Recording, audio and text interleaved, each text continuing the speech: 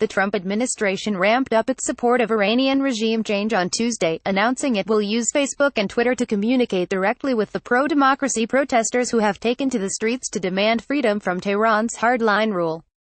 The move came after the Iranian government shut off access to Instagram as well as Telegram, a popular, encrypted messaging app used by activists to organize demonstrations. As it did in 2009, when Iran was rocked by protests after a disputed election, Tehran acted swiftly to crack down on protests and cut off their preferred means of communication, social media. Unlike the Obama administration, which stood largely silent amid those protests, the Trump administration is openly supporting pro-democracy demonstrations. "We must not be silent," U.S. Ambassador to the United Nations Nikki Haley said on Tuesday. "The people of Iran are crying out for freedom. All freedom-loving people must stand with their cause." The United States will post messages in Farsi on Facebook and Twitter, according to Under-Secretary for Public Diplomacy and Public Affairs Steve Goldstein.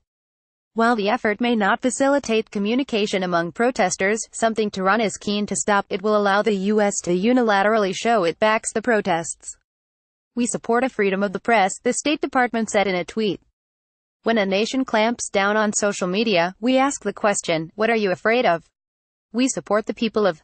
At least 21 people have been killed and 450 arrested in protests that have spread from Tehran to cities throughout the Muslim nation, the semi-official ILNA news agency reported.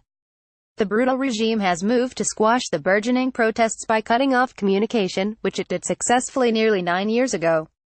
Instagram officials declined to comment on the developments. Telegram could not be reached for comment. Goldstein said the U.S. is working to enable communication despite the Iranian government's censorship efforts. Even though many social media sites have been blocked, Iranians can reach our State Department FB and Twitter sites, which are in Farsi, through VPN, Goldstein said. "We would like Iran to open these legitimate forms of communication."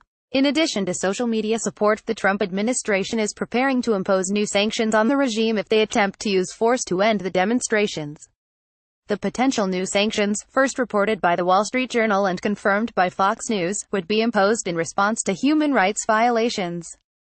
State Department spokeswoman Heather Nauert said it was too early to predict whether those new sanctions would be imposed on the regime. "We are watching reports very carefully about any potential human rights violations," Nauert said. White House Press Secretary Sarah Sanders also said Trump supported sanctions, but no final decision has been made. The latest protests have clearly rattled Iran's leadership.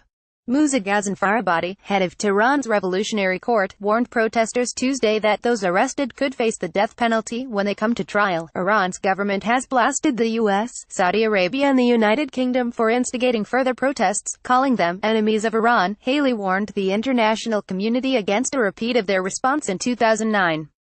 "We must not make that mistake again," Haley said. The State Department also sent Arabic speakers to appear on Arabic-language television networks to discuss the protests in Iran. Fox News' Rich Edson, Adam Shaw and the Associated Press contributed to this report.